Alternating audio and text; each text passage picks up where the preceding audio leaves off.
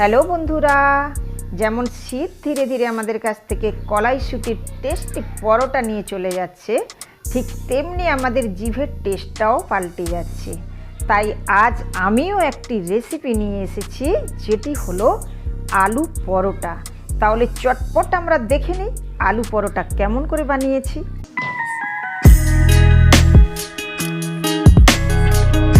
আলু পরোটা বানানোর জন্য আমি এখানে 1.5 কাপ ময়দা নিয়েছি আর 1.5 কাপ আটা নিয়ে নিয়েছি।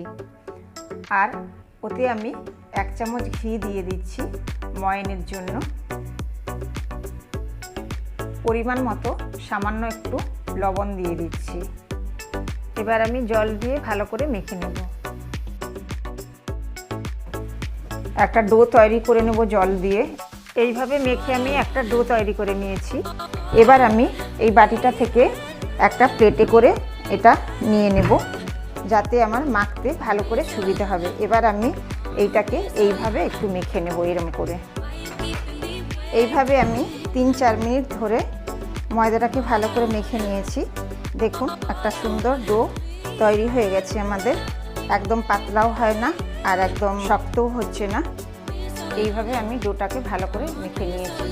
এবার আমি এইটা থেকে এই বাটিতে এবার নিয়ে নেব। নিয়ে এর মধ্যে রেখে দিয়ে আমি আধ ঘন্টার জন্য ঢাকা দিয়ে রেখে দেব। আর উপর থেকে আমি একটুখানি ঘি হাতে নিয়ে ডোটার মধ্যে মাখিয়ে নেব। এবার আমি আধ ঘন্টার জন্য এটা ঢাকা দিয়ে রেখে দেব। কড়াইটা গরম হয়ে গেছে। এখানে আমি 1/2 টেবিল স্পুন মতো সাদা তেল দিয়ে দিচ্ছি। 1 টুকরো আদা নিয়ে আমি কেটে রেখেছিলাম ছোট ছোট করে, ওটা আমি দিয়ে দিচ্ছি। একটা মিডিয়াম সাইজের পেঁয়াজ কেটে রেখেছিলাম, ওটাও আমি দিয়ে দিচ্ছি। 2টো লঙ্কা ছোট ছোট করে কেটে রেখেছিলাম, ওটা দিয়ে সব একসাথে ভেজে নিচ্ছি। 3টে বড় সাইজের আলু নিয়ে ভালো করে সেদ্ধ করে আমি মেখে নিয়েছিলাম, ওটা আমি দিয়ে দিচ্ছি। এবার আমি এতে আন্দাজ মতো একটুখানি লবণ দিয়ে দিচ্ছি। এখানে কিছুটা আমি ধনেপাতা নিয়ে ছোট ছোট করে কেটে রেখেছিলাম, ওটাও আমি দিয়ে দিচ্ছি। একটুখানি জিরে গুঁড়ো দিয়ে দিচ্ছি। এটা আমাদের হয়ে গেছে।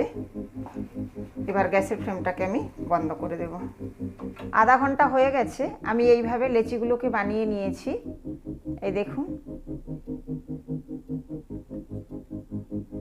এবার আমি এর মধ্যে পুর দিয়ে দিচ্ছি। এইভাবে আমি বানিয়ে নিয়েছি। এবারে আমি এর মধ্যে পুর দিয়ে দেব।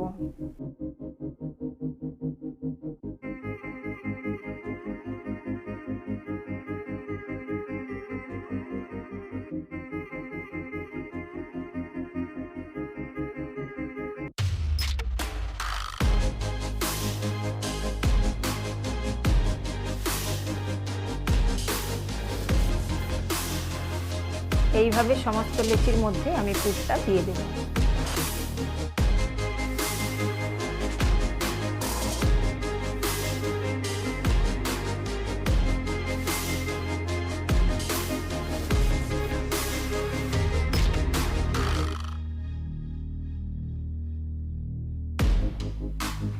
এবার আমি এইগুলোকে ভালো করে বেলে নেব। একটুখানি ময়দা উপর থেকে দিয়ে দেব।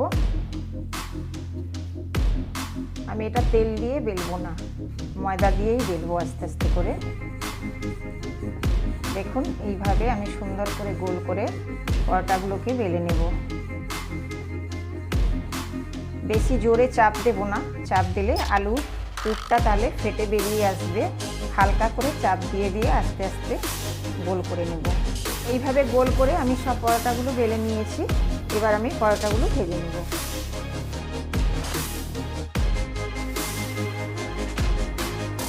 এখন আমি এতে একটুখানি ঘি দিয়ে দিচ্ছি।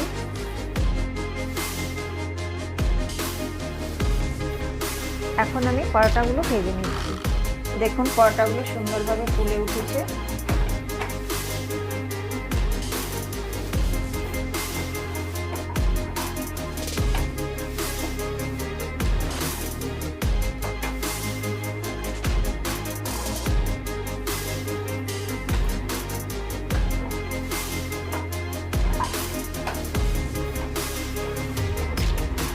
এইভাবে আমি সমস্ত পরোটাগুলো ভেজে নিয়েছি।